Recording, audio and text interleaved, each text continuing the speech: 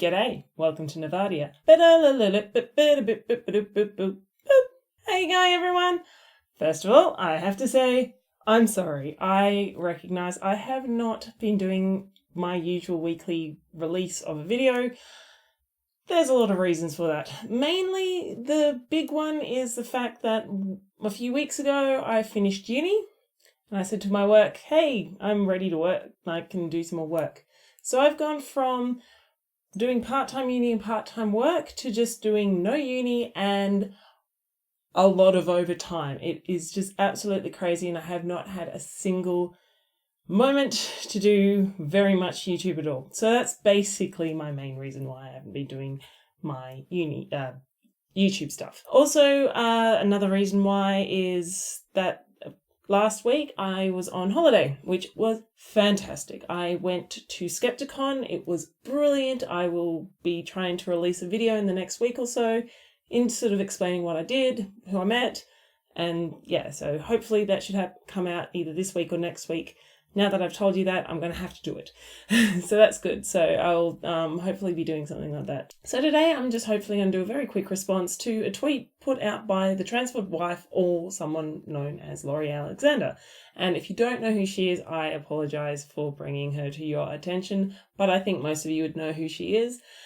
If you don't, yeah, she's a bit of an interesting chappie, I suppose you could call her that. Laurie Alexander is one of those people who take a very fundamentalist attitude towards biblical stuff. Like, take, for example, she thinks that the female should always stay at home. Her whole idea is her whole life should be stuck in the kitchen, pregnant and barefoot, which of course kind of hasn't, continued on with basically society as a whole, She's one of those people who thinks contraception is evil, and yeah, if it's something that goes against the Bible, it's evil and wrong and terrible.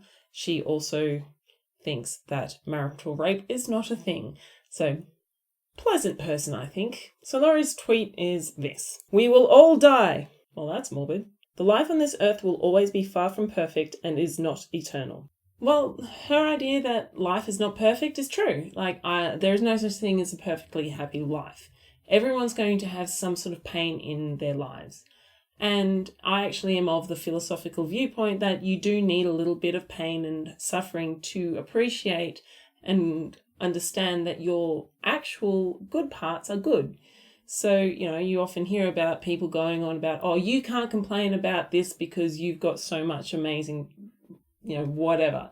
And that's a really, really awful thing to say, because even somebody who has the most privileged life still has their issues and still has their problems. They might not recognize that they're privileged, but they still have their grief, they still have their hurt, they still get hurt. My personal opinion is that everyone should try and reduce unnecessary pain and suffering, but we also have to embrace the fact that we are all going to experience some pain and suffering, and that will help us contrast it with the good and happy times of our lives. I hope that makes sense. Our ministry is to have children and raise them up for the Lord. Okay, that's fine. You can have your own ministry to raise them up in the name of the Lord, but I am not going to raise any non-existent children that I'm ever going to have up in the Lord. I think the Lord is evil. Even if he did exist, I would not worship him, because he's an evil man / God. So if it's up to you, you can raise your children, but I personally think that is actually, in my opinion, child abuse. If they grow up to love and serve him, it won't matter what happens to them on this earth, since their eternal soul is secure. So this is a little bit like Pascal's wager, but first of all,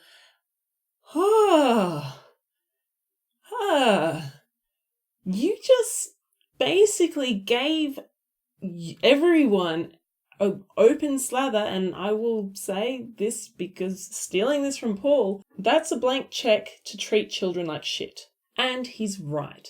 Basically, she's doing a bit of a Pascal's wager, which is, if you don't believe in God, you're going to go to hell, but if you do believe in God, you're going to go to heaven. Basically, what she's saying is, because this entire world is painful and you're going to lose your things and you're going to be in pain. Doesn't matter, because when you die, you're going to go to see love in God and Jesus and be in heaven. I know some people who've been very badly abused and had some awful experiences in their lives because they were raised up to believe that whatever happens in this life won't matter because they're going to be in heaven. When these people leave the culture that they grew up in and they realize that this is their one and only life, they're pissed, basically, because they've gone through massive abuses. They know they're not going to get that time back. Also, a lot of people I know who were brought up to believe that they're going to be reincarnated or whatever to have the perfect body, they're actually more likely to commit suicide, and they felt more suicidal when they were in that culture than they were when they left that culture, because they realized that, oh shit, this is the only thing that I've got. Laurie, what is wrong with you? Like, I get that you're religious, I get that you love God, and I get that what you're thinking is the right way to think, but it is demonstrably toxic and dangerous. I am so glad that I am not raised in a situation that you've been raised in. I don't know if what you're saying is something that you genuinely believe, or do you have some form of, I don't know, Stockholm syndrome? But you worry me, and you're scary, and the things that you say are damaging. Please stop, Laurie. Please listen to your criticisms. Listen to the people who criticize you, because we've got some very good points. Anyway, thank you everyone for watching. I'm sorry I've been away and not doing the things that I normally do. As I said, doing lots of work. But in the meantime, don't forget, don't give yourself the raw prawn.